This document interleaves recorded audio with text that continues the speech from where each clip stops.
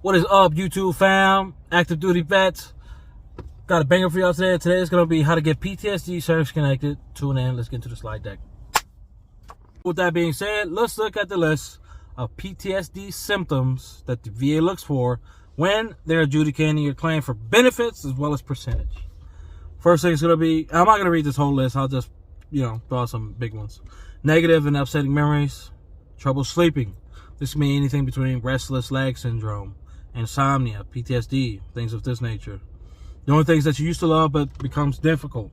Going on long walks, going out with friends, maybe dating. But now you're so traumatized by that experience, either physical, emotional, or sexual violence, that you're not interacting with people anymore. You're not doing the things that you used to love. So you need to document this, get it in. Avoidance, trauma anniversaries. So that takes us into PTSD stressor. And this is what the VA absolutely needs to identify in order to get you service connected. And this is straight from the VA website, the M21-1 manual. And this is the manual that the VA raters are looking at. It's pretty much their Bible when it comes to deciphering and granting benefits percentages to veterans. The definition is a traumatic event or a series of events in which an individual has been properly or indirectly exposed to an actual event or threatened death, serious injury, sexual violence, commonly known as military sexual trauma, MST. So, that being said, in order for the VA to process, they need to identify which type of stressor does the veteran fall in. It'll be those three categories above. However, there's many ways you can establish either category. Some of the issues, some of the examples they have: insurance PTSD diagnosis, personal assault, either in combat or outside of combat, combat or former prisoner of war, fear. Fear is one of the main and most commonly sought out stressor category that veterans file for. It'll be fear, non-combat related, as well as a stressful event unrelated to hostile military or terrorist activity. Pretty much that goes into your non-combat PTSD. You're back home, you're back in garrison, and it could be, you could have experienced, MST from superiors or peers, physical or emotional violence on a daily basis, or on a frequent enough basis to where it's degrading your mind and your physicality. So since non-combat PTSD is mainly focused on and filed by vets, let's go into some examples of some non-combat PTSD related stressors: natural disasters, life-threatening disease, or of self or significant others, duty on burn ward, graves registration, witnessing a death, injury, or threat to physical integrity of another person not caused by the enemy. This is back home in garrison. Actual or threatened death or serious injury.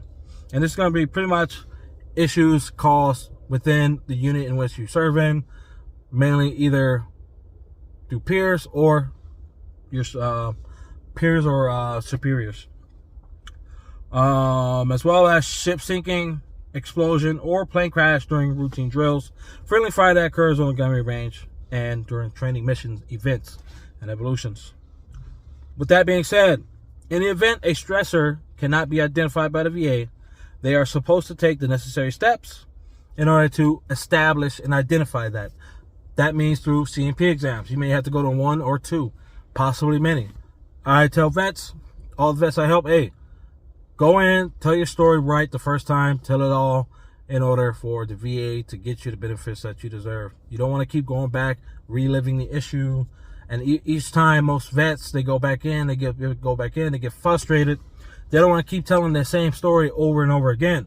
So I implore you, whenever you have this, do it right the first time. You don't have to keep coming back and forth. Lastly, documents that can be utilized as stress verification. And this list goes into combat as well as non-combat related stress documents.